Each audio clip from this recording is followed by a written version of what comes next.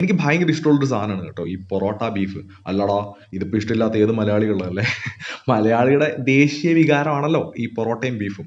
ഒരു രക്ഷയില്ലാത്ത ബീഫായിരുന്നു കേട്ടോ. നല്ല അടിപൊളി ബീഫ്, നല്ല സോഫ്റ്റും ആയിരുന്നു. ആ പൊറോട്ടയുടെ കൂടെ വരുമ്പോൾ നല്ല രസമുണ്ട്. നല്ലോണം കുരുമുളകൊക്കെ ഇട്ട് തേങ്ങക്കൊത്തും ഒക്കെ ഇട്ട് വിത്ത് ആ ഒരു സവോളയും കൂടെ ആകുമ്പോൾ ഒന്നും പറയാനില്ല, സ്വർഗം കിട്ടിയ പോലത്തെ ഒരു തരം ഫീലിംഗ് ആണ് കേട്ടോ. ഓഹ്, ഒന്നും പറയാനില്ലാത്ത കിട്ടുന്ന സാധനമായിരുന്നു. 150 രൂപയാണ് ഇവിടെ ബീഫിന്.